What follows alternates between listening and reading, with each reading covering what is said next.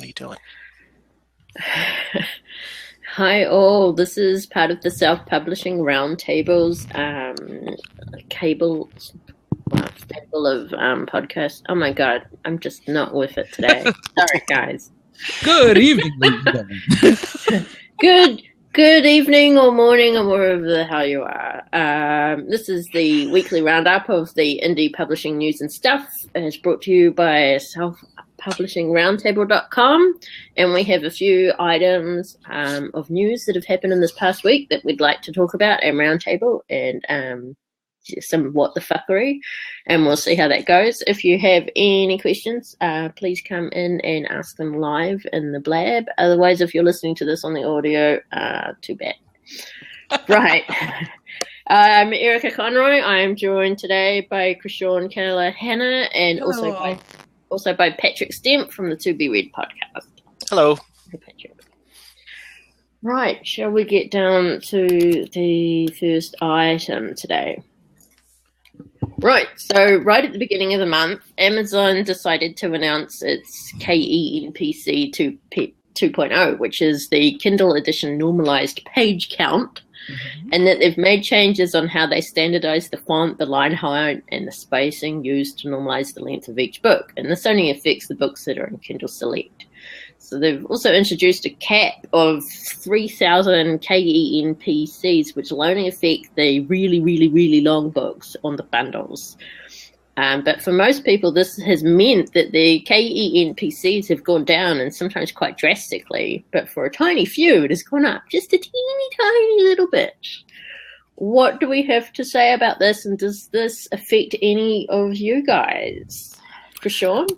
I say that this is something that they should have done when they changed how they did the payouts and the system that they were using to do the payouts in the first place. Because what this does is, in fact, normalize the size of the font, how many pages or how many words are going to be on a page, or any given page, no matter the length, the long or short. And the fact that a few birds have told me that folks have been plumping up their font just a little bit in order to get more pages, and they're actually taking care of that. This is a series of anti-gaming measures that they've taken, which is good, but they really should have done this sooner. So all the gnashing of teeth and all the ripping of clothing could have happened at one time. Well, they kind of already had done that when they introduced the change to Kindle Unlimited back in, what was it, July?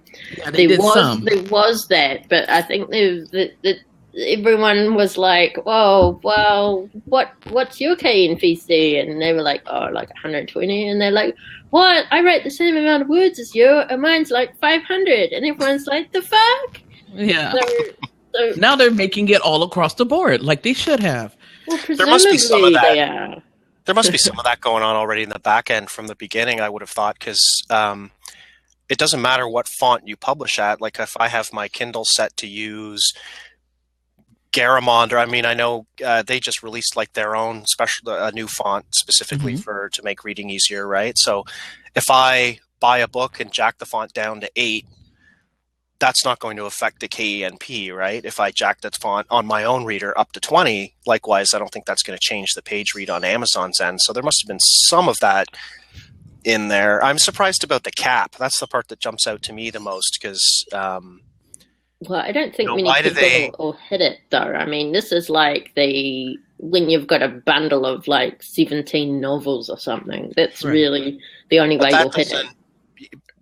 But why would they do that, right? I mean, if the book's got, I don't know, 1 million pages in it because it's got so many books, and someone actually does read all of it, they should get paid for that. But then there are other people who are like, well, you'll buy my book and I'll just stick all my other books in the back of it. So every time someone buys a different book, all the other books at the back of it. And that's how they're trying to game the system. Right. But they can't really, because if you've already read some of their books, you're just going to read the first one, right? You're going to go, what the fuck? I don't want to read the rest. I've already read them. But other ways people were gaming the system was the actual recording of the pages read that seems to be a problem, because some people would just in the front of their book go, hey, click on this link, which would take the reader to the end of the book, which would then count as all those pages read. Mm-hmm. So that it doesn't seem like, I mean, Amazon apparently can say what page the readers are up to, but they're supposed to, you know, they say that it's timing, you know, how long it takes to turn the page. But people were gaming it by clicking on that link, going to the end, and it was counting as one whole book read. So it seems like there should be other things they should be focusing on. This is happening at a code level. The changes they're making, this change specifically, is a change done at the code level. I can go in and format my book and change some of the coding inside of it to default to whatever I really want it to. And if I'm good enough at what I'm doing, I can override on some level what's happening on your Kindle. Because all your Kindle is doing is reading the code in the formatting that I placed in this book, right? Mm-hmm. Right, and people are always going to try to. I mean, I've seen people say, "Oh, you know, you could write a book that has, you know, the chapter takes up the top third, and you know, you got a one little paragraph chat just really quick. Somebody could, you know, although your book is 500 pages, you could burn through the words real quick if you format the content right, and you know, just crazy stuff that people should just be worried about writing a good book and not so worried about their K and P page count or how to game the system. It seems like kind of a waste of time, because any way you game it, you know, they're going to lock it down as soon as they figure it out. Right. Oh yeah, but it'll take them a few months at least. So you've got a few months of, you know, make some quick gaming cash. it. But the thing is, they should just go, what is the word count? Mm-hmm. Who are they going to ask? The author? Well, if they're going to be able to tell that, if they can tell all the other shit that's in the book, and they can even spell check it or whatever, they should be able to do it. Or even a character count, you know, and then divide that by like a magic number, like how we divide pages to work out what a page count should be. So if it's like 160 words per page, just work out the page count that way. I mean, why can't you do that? Word count seems like it would be easy enough. It would be. And that makes perfectly good sense. But I think what we should take away from all of this is, like you were saying, Patrick, write a good book. Mm-hmm. Stop worrying about trying to stop looking for a get rich quick scheme, because writing is not one if you're doing it right. Yep. And more. That should get rich quick scheme. Right. And if you don't like, and if at the end of the day for me too, with this and with some of the other things we'll be talking about, like if you don't like it, if you're an author and you don't like how KENP works, why are you in the program? Right. Diversify. Yeah, it's not. There's no reason that you have to be in Select. People bitch and complain about Select, but they don't pull their books out of it. You know. Mm-hmm. Absolutely. I'm in Select because I can't be bothered going in the others. because I do get some nice money from the page. We went into Select. We went into Select with our first kids book, and then pulled it out and never looked back. Like we were wide on everything, all the stores, even some of the storefronts where you can sell stuff like Gumroad, sell yourself, Amazon, Drafted Digital, wherever. I don't think we'll ever go to just Amazon again. Yeah, I'm only wide on the ones I want free. So the first in series is. But I probably will pull them out and go wide. But I think it's easier to do that once you have this huge catalog. So then you can kind of drip feed them at all the other places, and you slowly gain your readers and money goes up. But when you're just putting one out here and there, I think it's way harder to just start out wide than it is, you know? My plan is to go with KDP Select just so I get used to the process. It's kind of like building a model. You don't start with the expert one which requires all the glue and paint. You start with something easy that snaps together. KDP snaps together easily. And once I get my bearings, I plan to go wide. But I can tell you, though, that the other... one thing that all of the storefronts seem to have that I've dealt with, they're all just so simple to use. It's one thing that they all have in common. The Kobo dashboard is really simple. You can get a book up there in 5 minutes. Draft Digital is great. I don't know about Apple and Barnes and Noble because we go to them through. I can't go to Barnes and Noble because I'm in Canada, so I'm not allowed to publish there. And actually, our kids' books aren't there either because they don't like the fixed format. And Apple's a pain in the butt, so we just use Draft Digital to go to where they can. But all of the storefronts are so just brilliantly simple. Create space too. So I wouldn't worry too much about. I can understand that, get one thing locked in, become an expert at that, and then go wide. But I'll just tell you, it's the other storefronts are great. How about not become an expert and just be competent? Yeah. Get comfortable with where you are. Yeah. Let me get confident at this, and then we'll go on to the other one. Fair enough. And you can always take advantage of the first 90 days of Sleek and then pull it out after that and then go wide. Yeah. I think that's a strategy a lot of us use. Mm-hmm. But yeah, should we move on to the next topic? Yes, please.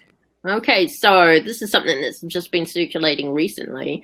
It's the New York Times bestseller list has ignored over 20,000 book sales from one author. So Autumn Kelquist recently reached number 16 on the USA Today bestseller list by selling over 20,000 copies of her book bundle, a sci-fi one as well, and making it to the number 2 spot in the entire paid Kindle store. Congratulations to Autumn. Yes. So surely this would qualify her for a spot on the New York Times bestseller list, right? But no, when it came out, she saw her book wasn't listed. But what really irked her was that those who had ranked lower than her on the USA Today list had actually made it onto the New York Times list. So after checking her data with Barnes & Noble and with Amazon, she contacted the New York Times and asked, what the fuck? And they just said that they looked at all the raw data and she just didn't qualify, but she could try again next week. So what do you think, Patrick?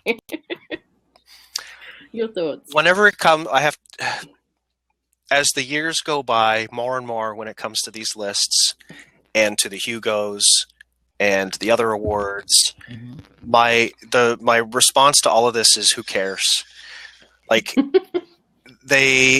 it's all politics and a system that's clearly gamed. And this is, I come back to just keep writing. Like, I don't think trying to get on those lists is maybe a great way to spend your time. I kind of wonder too, like, if you've sold enough books to get on the list, do you really need the list anymore? Like, sure, it's going to give you a bump.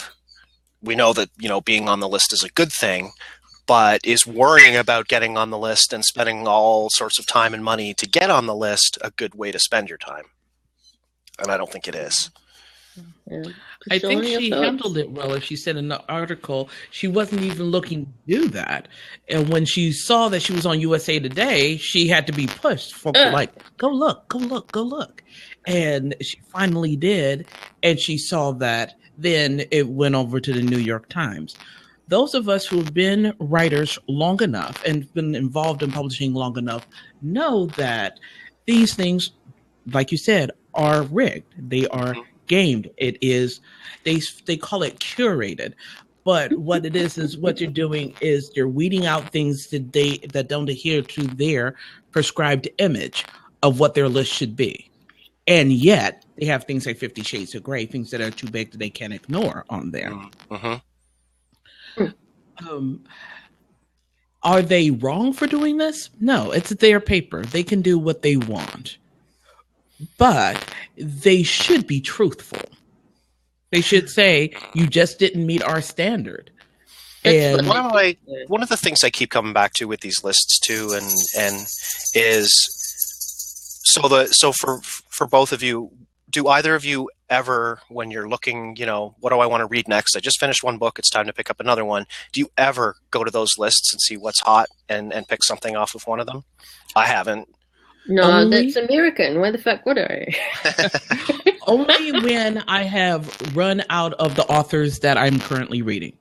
If Scott R. Green doesn't have anything, if Janet Ivanovich doesn't have anything, if Stephen King doesn't have anything, if Patricia Cromwell doesn't have anything, then I look on some lists and it's like, well, what are people reading? That's how I discovered Ready Player One, A Man Called O, Soon I'll Be Invincible. I did find it from the list.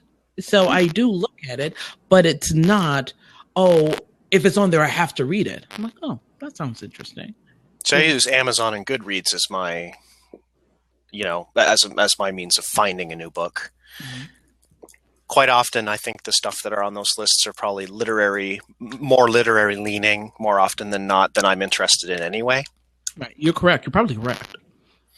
So I just kind of, and I would, all of the authors that kind of jump on and get outraged about these lists too, I would ask them the same question, like, when was the last time you even looked at one of these lists? Unless you were trying to get on it, maybe, right?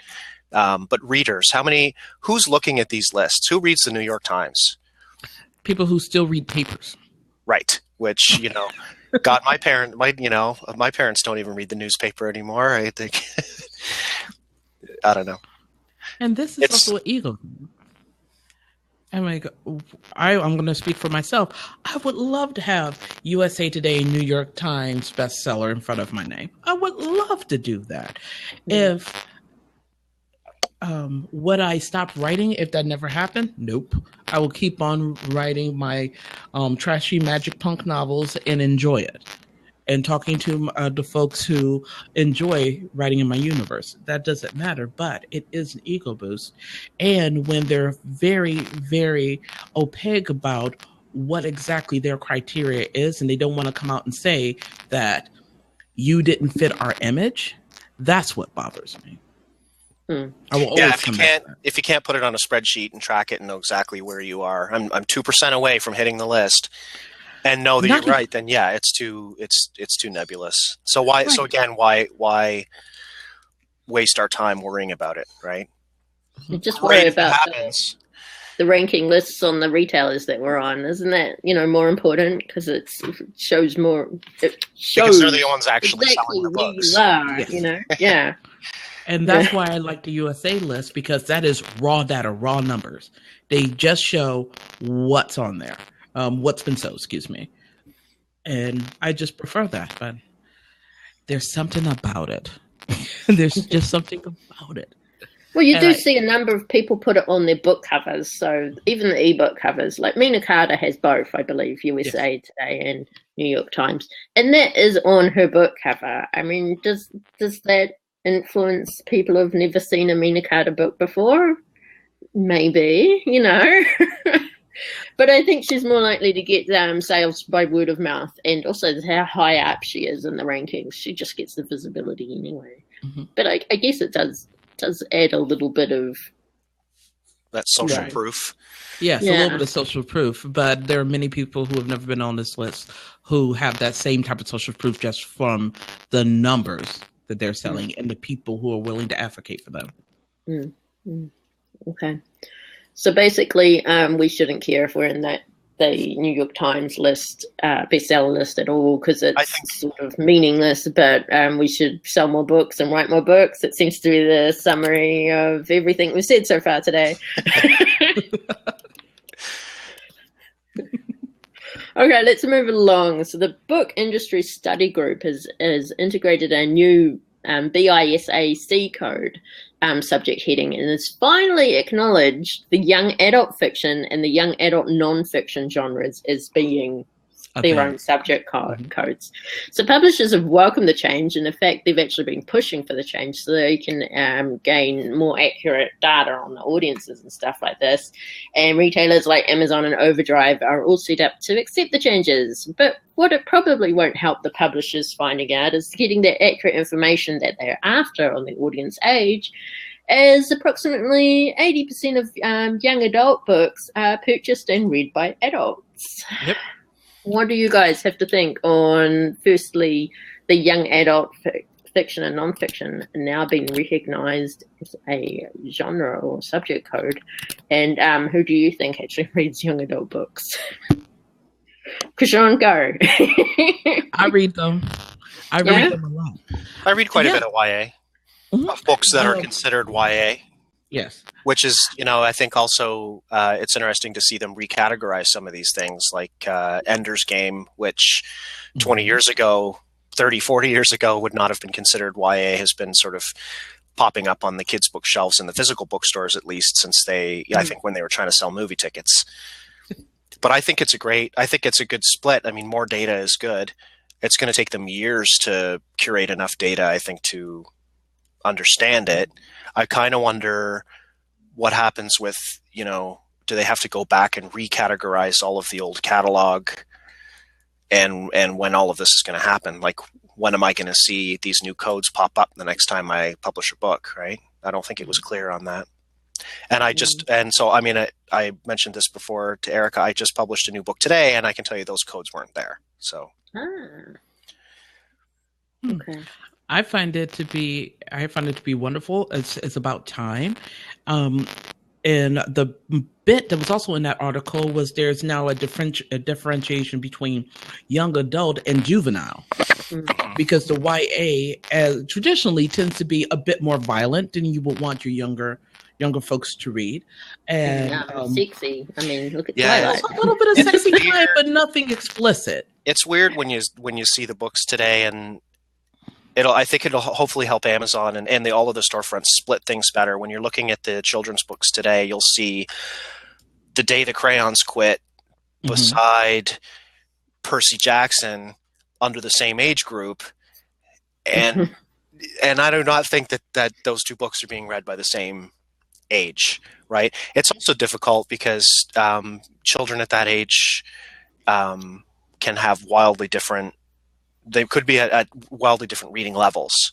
Some kids are still struggling. So you could have, I guess, maybe two kids in the same class, one who's reading, The Day the Crayons Came Home, and the other one, Percy Jackson. But hopefully those splits will help parents find things that are a little more appropriate to their kids, not just based purely on their age, but also on their personal, reading level and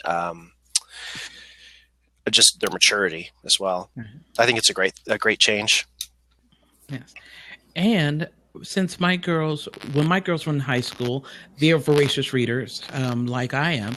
And so they read a lot of YA novels, and they always suggested the stuff they were really excited about. They were big advocates for Scott Westerfeld and the author of the Cinder series, the cyberpunk fairy tale series. And I read them, and I ended up buying a lot of them because of the recommendations my children gave.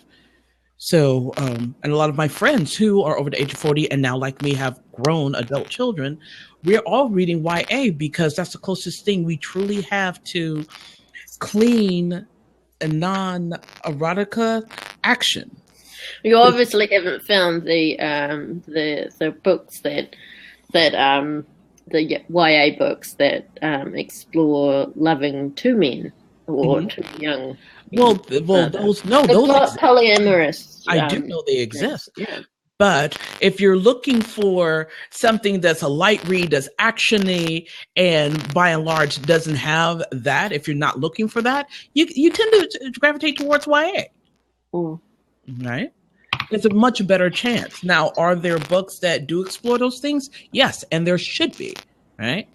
But if you're between your usual authors, or you're looking to find more things, or if you're wanting a bit more fantasy that is lighter, you tend to gravitate towards Divergent, Hunter Games, things like that. They're very dystopian.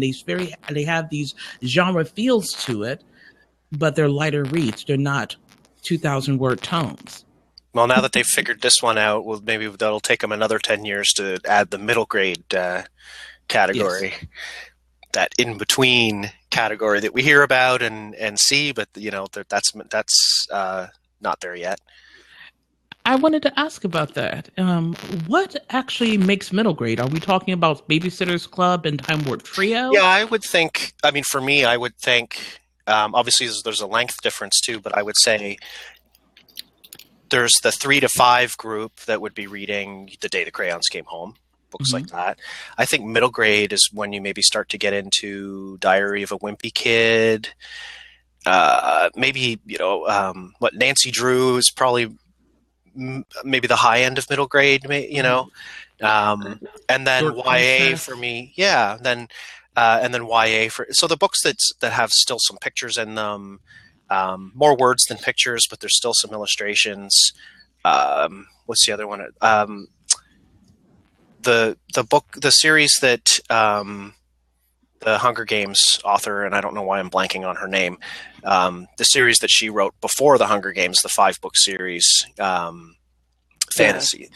I know which one You trying to remember the name too? I can't. Yeah, That I can't. Suzanne Collins? Suzanne Collins, yeah. Her series that she wrote before the Hunger Games, I would think that would be middle grade. Simpler, shorter, and then YA. Obviously, you're getting into the Hunger Games and the Maze Runner and the all that other stuff.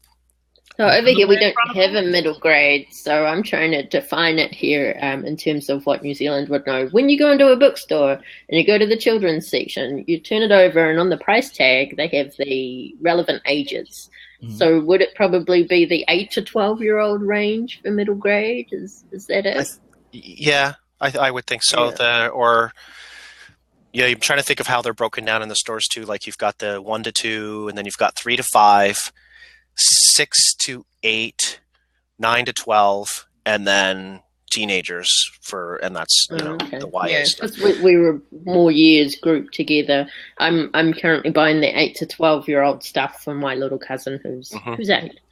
But yeah, so I buy him some pretty big books. But that's because he's a voracious reader, and yeah. And you got to keep up with that stuff. Yeah, and we get him a book for his birthday and for his Christmas, and he knows that, and he's asked me to stop giving him presents, but he's still going to get them. But yeah. Oh, someone, Alazar Universe? Yes, that's me. Oh, you commented that? Yes. I didn't see up in the top there. That's your yes, I was in 4th grade. That you were reading Stephen King at 11. I'm sure I was too. But the old, Christine, Carrie, just all the old King. I was reading that pretty early. What it was, and I'll tell you exactly the book. It was 4 seasons. And it was 4 books. The Body, which became Stand By Me, Rita Hayworth and the Shawshank Redemption, Apt Pupil, and another one I cannot remember that was also made into a movie.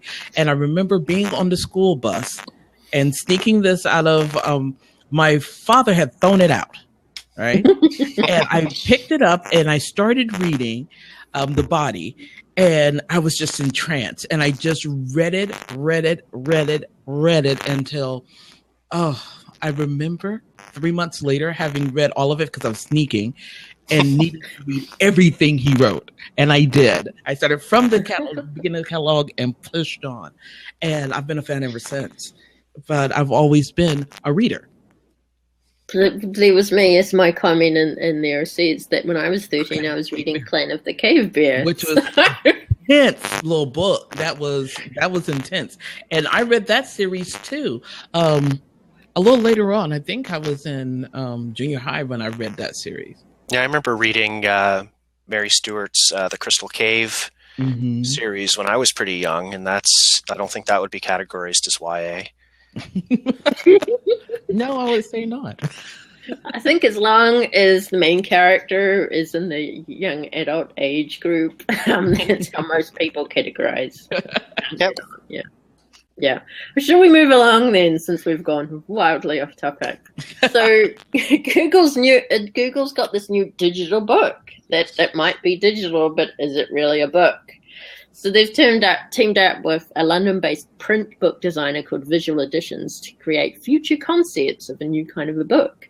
But what they've come up with is actually a website, and it uses pretty HTML5 to tell the story in a somewhat visual way.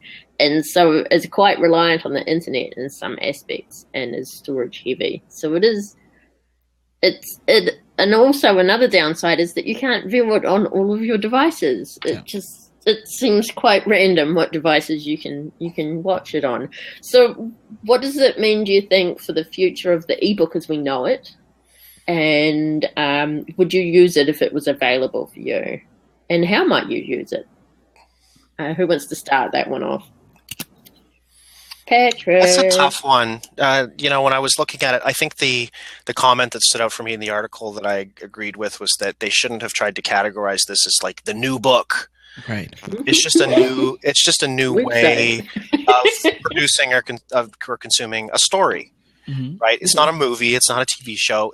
Let's be clear. It's not a book. Don't call it a book. It's a website that you can maybe or maybe not view on your device. So I think that was a mistake. I don't know what Google is doing between shutting down their store for new authors.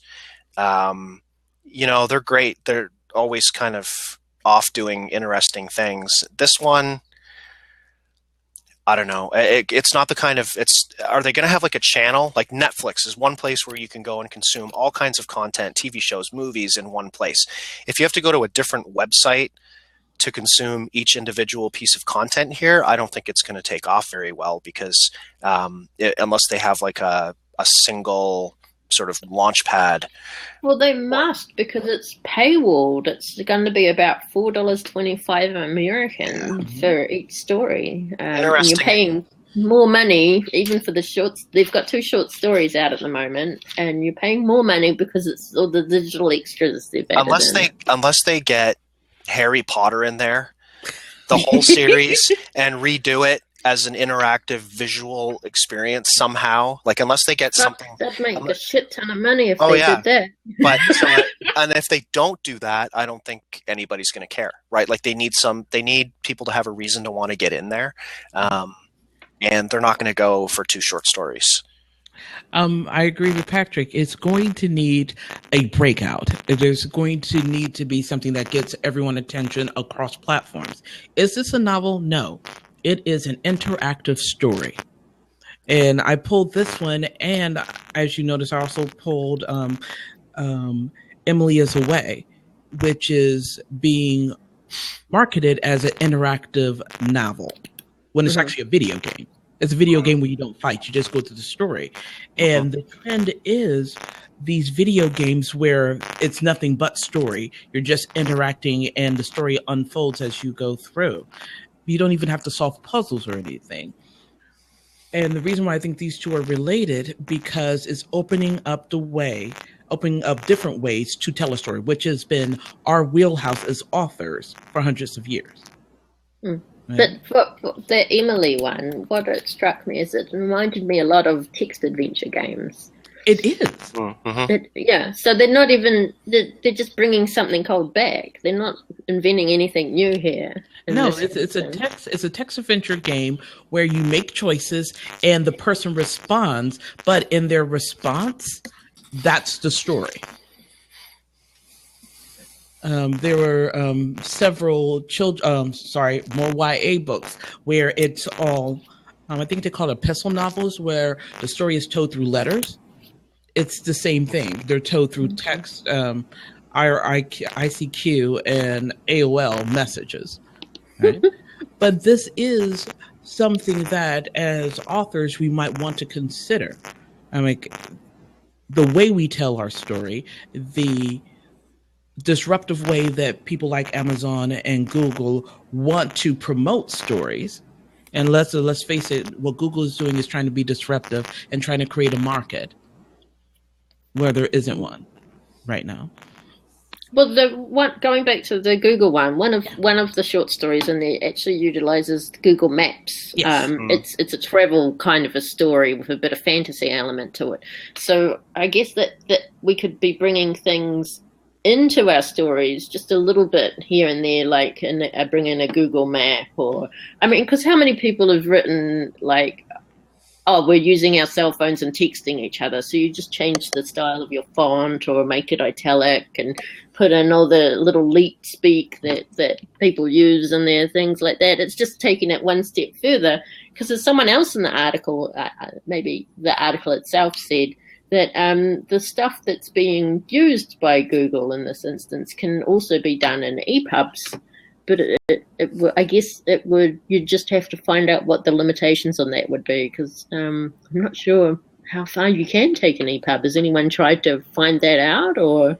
All it is a text file. It's a HTML page. It's a specific type of HTML page. You can drop any kind of code in there to make it do what you want. Just like we were talking about with the font.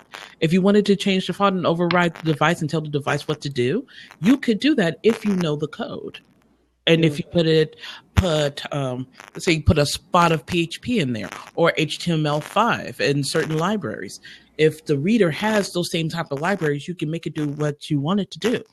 So it's a matter of... The reader has to have those libraries, don't they? And that's where it can fall over. And that's why this isn't working on a lot of devices, right? Like on a lot of devices. Yeah, like it's not going to work on, if it's an EPUB, like if you've got a Kobo, if you've got just one of their Paperwhites, obviously something like this isn't going to look great or work very well. But I wasn't too clear on this either as to whether, who is this available to? It sounds like it's probably at this point invite only.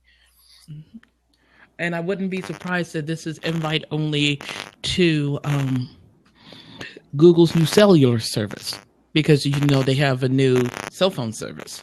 Oh, did they? Okay. Doesn't reach me in New Zealand, so... But they have a new cell phone service, and you have to use a certain LG phone in order to have it. So I wouldn't be surprised if it's only being used on LG or anybody else who uses the Google specific Google operating systems. They're trying to make it exclusive like iBooks. The whole thing's still so new too, right? With only a couple books, and it's impossible to say where it's going to go. It's Google. They could do great things with it. But with, we've seen them with some of their other technologies that they kind of like to start stuff up and then just kind of let it wither and die, like Google Plus. Google Glass. Yeah. And There's they're the Google Play Store. Oh, yes. As far as new authors go. I mean, it's been almost a year since they shut that down. Come on. Someone needs to write an article on that and find out when it's coming back, so then we can talk about it on the show. Okay, I think we're up. We've gone over our half an hour, so thank you to Chrishaun and Patrick for coming in today. Thank you. And thank you also to our live listeners, and thank you also to our not live listeners. And remember, we have a website, selfpublishingroundtable.com, and it has a new pretty front page on it. So go there and find out more about us and our interviews, because this week we'll be recording live on Thursday. We will be interviewing 4 authors who also happen to be podcasters, and one of them will be Patrick, who's here today, as well as Hank Garner and Stephen Campbell. And also we're bringing in Carl Sinclair, who was one of the original founders of the Self-Publishing Roundtable in the first place. And we will be talking to them about all things publishing and podcasting related. So join us then. Otherwise, just look at the website. Thank you, everyone. Goodbye. Have a good week. Bye.